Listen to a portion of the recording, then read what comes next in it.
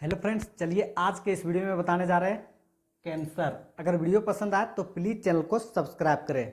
ठीक, देखिए कैंसर क्या होता है। सबसे पहले तो बतलाए थे एड्स क्या होता है। अब नेक्स्ट वीडियो है जिसको बोलते हैं कैंसर क्या होता है। ठीक है, तो यहाँ पे सबसे पहले जो है ये कैंसर को समझना है। कैंसर जो है ये एक बहुत खतरनाक बीमारी है। ठीक, और इसमें जो है ये बीमारी के जिस तरह एड्स में था, ठीक है, मिलियंस लोग मर गए थे, उसी तरह से ये कैंसर भी एक बहुत बड़ा जानलेवा बीमारी है जिसमें भी इसमें भी मिलियन लोग मर गया था। और आज के समय में भी कैंसर से बहुत आदमी का डेथ हो जाता है। तो इसी का स्टडी करेंगे। ये एक नीट एग्जाम में बहुत महत्वपूर्ण भूमिका निभाता है, इसलिए इसको आज कवर करते हैं अलग से। ठीक है, तो सबसे पहला सवाल बनता है कि कैंसर के स्टडी को क्या बोलते हैं। स्टडी ऑफ कैंसर इसको बोलते हैं ऑन्कोजीन्स। ठीक है, ये ध्यान रखिएगा। ऑन्कोजीन्स मतलब जिसमें कैंसर के बारे में पढ़ा जाता है। ठीक, अब देखिए कैंसर जो होता है ये आगे क्या करता है। तो आगे जो होता है कैंसर, इसको समझना होता है किस तरह से। देखिए, जो अगर नॉर्मल बॉडी रहता है तो यहाँ पे देखिएगा जो सेल का जो मास होता है ये क्या हो जाता है, इंक्रीज कर जाता है। यानी कि ये प्लेन वाला, जिस तरह से मान लीजिए ये हाथ है, ठीक है, हाथ है तो ये प्लेन वाला हिस्सा में किसी जगह पे इस तरह से बन गया मास। ठीक है, किसी इस तरह से मास बन गया, तो जहाँ पे इंक्रीज कर जाता है इसी को बोलते हैं कैंसर। ठीक है, यहाँ पे कैंसर एग्जैक्ट नहीं मिलेगा, यहाँ पे मिलेगा ट्यूमर। ठीक है, तो देखिए ट्यूमर क्या होता है, यहाँ पे इस तरह से लिखा होगा ट्यूमर। तो ट्यूमर को ध्यान रखिएगा कि मास ऑफ सेल उसी को बोलते हैं क्या, ट्यूमर बोलते हैं। ठीक, अब देखिएगा कि ट्यूमर जो होता है ये कितना प्रकार में डिवाइड कर जाता है। तो ट्यूमर जो होता है ये आगे जाकर के दो प्रकार में डिवाइड हो जाता है। एक हो जाता है बेनाइन ट्यूमर और दूसरा हो जाता है मेलिग्नेंट ट्यूमर। तो यहाँ पे देखिए बेनाइन ट्यूमर ये है, ठीक, और दूसरा है मेलिग्नेंट ट्यूमर। ये देखिए ये दोनों जो है ये एक दूसरे से बहुत ज़्यादा मतलब इंटरकनेक्टेड होता है और बहुत छोटा सा डिफरेंस होता है, जिसकी वजह से ये दोनों बहुत ज़्यादा इंपॉर्टेंट हो जाता है। देखिए यहाँ पे फर्क क्या होता है। ये बेनाइन ट्यूमर जो है, ठीक है, ये कन्फाइंड, ये लिखा होगा, ठीक है, कन्फाइंड। इसका मतलब ये होता है कि ये अगर मान लीजिए ये आदमी है, ठीक है, ये आदमी है। अब इस आदमी को अगर यहाँ हाथ का एक सेल ले लिए, अगर ये सेल खराब हो जाता है मान लीजिए किसी वजह से, ट्यूमर की वजह से, तो ये सेल केवल खराब हो जाएगा। ठीक है, अब ये सेल खराब होगा तो इसके आगे का कोई भी सेल खराब नहीं होगा। ये कहाँ पे होता है, इसीलिए इसको बोलते हैं कन्फाइंड बेनाइन ट्यूमर में। जबकि मेलिग्नेंट ट्यूमर में सेम अपोजिट कंडीशन हो जाता है। देखिए ये अगर मान लीजिए मेलिग्नेंट ट्यूमर में हो जाता है तो यहाँ पे ये एक सेल खराब होता है, तो इसके बाद इसके सराउंडिंग जितना भी सेल्स रहेगा इसको क्या कर देगा, ये सभी को खराब कर देगा। अब यहाँ पे ये और टोटल टिश्यू, सेल के ग्रुप को टिश्यू बोलते हैं।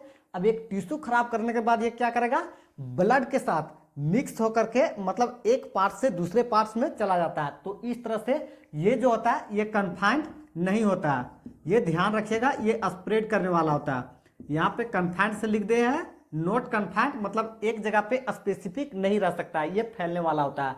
अब यहाँ पे देखिए बेनाइन ट्यूमर मेलिग्नेंट ट्यूमर में हो जाता है कंप्लीट। तो नोट कन्फाइंड के जगह पे वहां पे देखने को मिलेगा मेटास्टेसिस। ठीक है, इसके जगह पे देखने को मिलेगा मेटास्टेसिस, मेटास्टेसिस। ठीक है, ये तो मेटास्टेसिस जो होता है ये प्रॉपर्टी कौन शो करता है, ये आपको डायरेक्टली एग्जाम में मिलेगा। तो ध्यान रखिएगा मेटास्टेसिस प्रॉपर्टी जो होता है ये शो करता है मेलिग्नेंट ट्यूमर, बेनाइन ट्यूमर इस प्रॉपर्टी को शो नहीं करता है। ठीक, तो ये ध्यान रखिएगा। अब इसके बाद देखिए यहाँ पे आता है नॉर्मल सेल और कैंसर सेल्स। ये क्या होता है, देखिए एक तरफ आ जाएगा नॉर्मल सेल और दूसरा तरफ आ जाएगा कैंसर सेल्स। तो यहाँ पे तीसरा में देखिए एक होता है नॉर्मल सेल, नॉर्मल सेल। ये देखिए इसका जो खासियत होता है ये शो करता है कौन सा प्रॉपर्टी, कॉन्टैक्ट इनहिबिशन। ठीक, ये ध्यान रखिएगा, यहाँ पे कॉन्टैक्ट इनहिबिशन इस प्रॉपर्टी को शो करता है, जिसको बोलते हैं क्या, नॉर्मल सेल्स। अब जो कॉन्टैक्ट इनहिबिशंस का मतलब होता है, यहाँ पे देखिए, अगर मान लीजिए कॉन्टैक्ट इनहिबिशंस इसको बोलते हैं, ठीक है, तो इसको बोलते हैं, इसका जो ग्रोथ होगा इधर सराउंडिंग में जितना भी सेल्स है, इसका जो ग्रोथ होगा ये कितना होगा, एक लिमिटेड होगा, ज़्यादा ग्रोथ नहीं होगा। लेकिन अगर बात करते हैं यहाँ पे कैंसर सेल्स का, ठीक है, कैंसरस इस सेल्स को बात करते हैं, ठीक, तो यहाँ पे कॉन्टैक्ट इनहिबिशंस का प्रॉपर्टी शो नहीं करता है।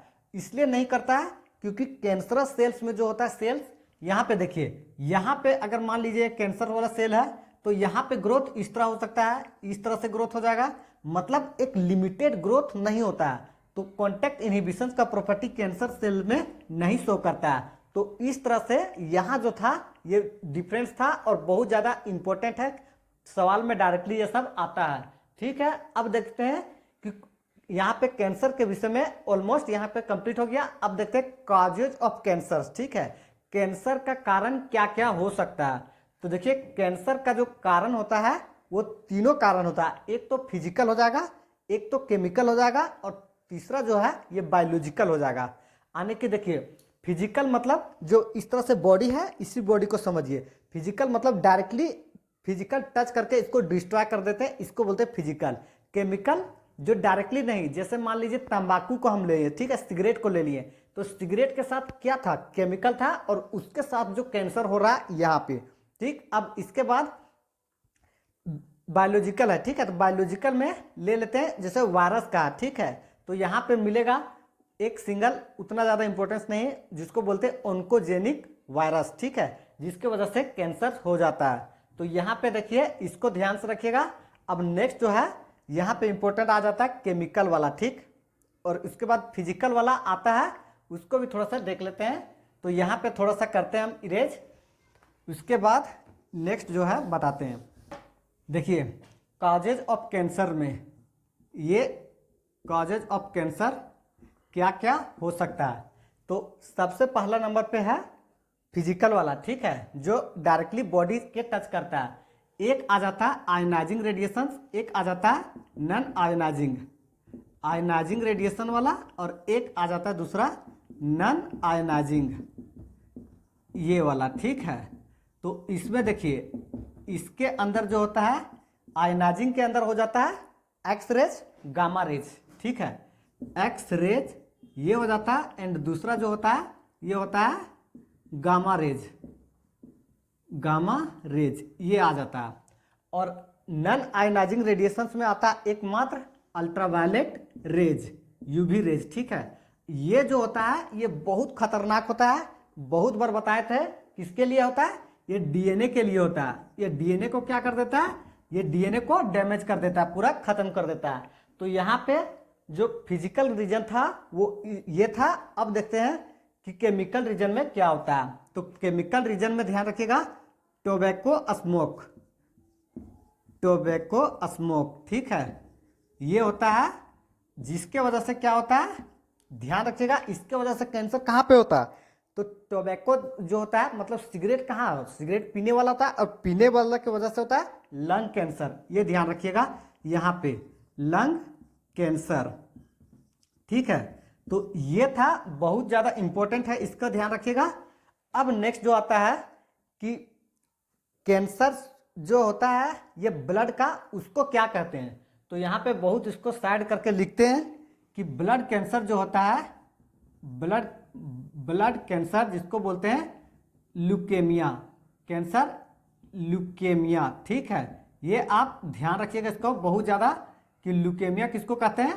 तो डायरेक्टली याद रखिएगा जो ब्लड कैंसर होता है इसी को बोलते हैं क्या, ल्यूकेमिया, ठीक।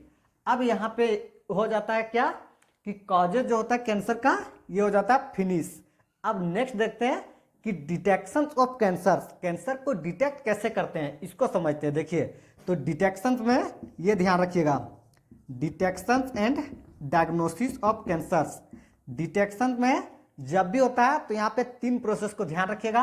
एक होता है एक्सरेज, ठीक है, और दूसरा होता है सीटी कंप्यूटेड टोमोग्राफी, और तीसरा होता है मैग्नेटिक रेजोनेंस इमेजिंग, ठीक है। ये तीनों प्रोसेस होता है जिससे क्या करते हैं, उसको हम कैंसर को डिटेक्ट कर लेते हैं। इसका पूरा नाम होता है मैग्नेटिक रेजोनेंस इमेजिंग और इसका नाम है कंप्यूटेड टोमोग्राफी।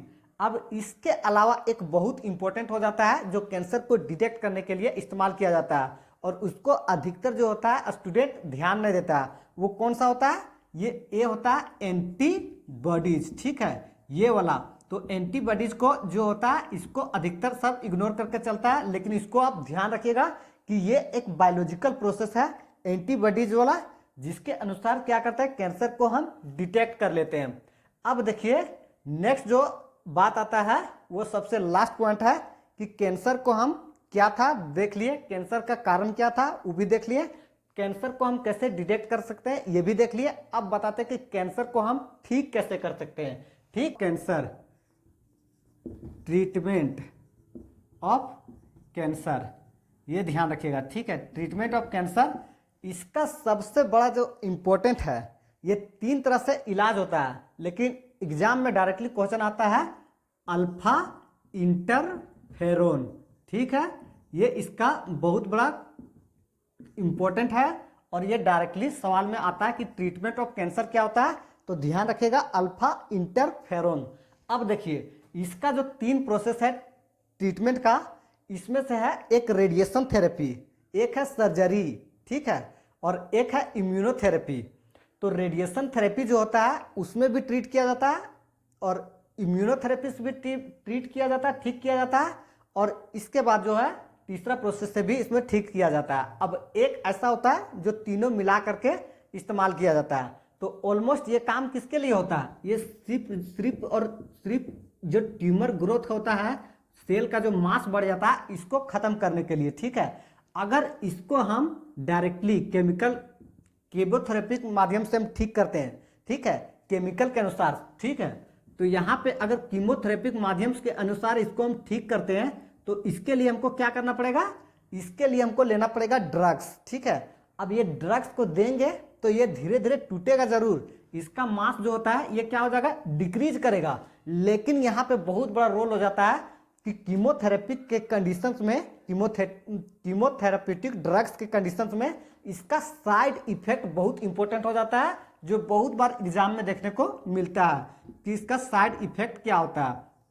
तो देखिए इसका साइड इफेक्ट जो होता है ये 2 रीजन हो जाता है, एक हो जाता है हेयर लॉस, ठीक है, ये हो गया, और दूसरा हो जाता है इसका एनीमिया, ठीक है, ये ध्यान रखिएगा।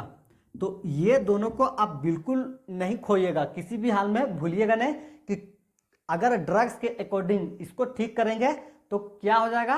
हेयर लॉस, यानी कि बाल का जो होता है ये झड़ना स्टार्ट रहेगा और एनीमिया का जो सिम्टम्स रहता है ये रहेगा, ठीक।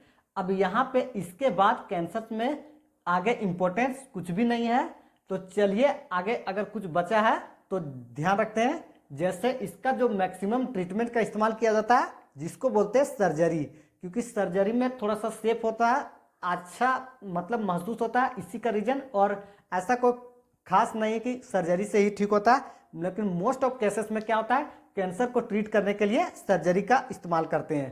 तो इस तरह से आई होप कैंसर के विषय में पूरा एक्सप्लेन कर दिए हैं। तो चलिए करते हैं वीडियो को एंड। All the best.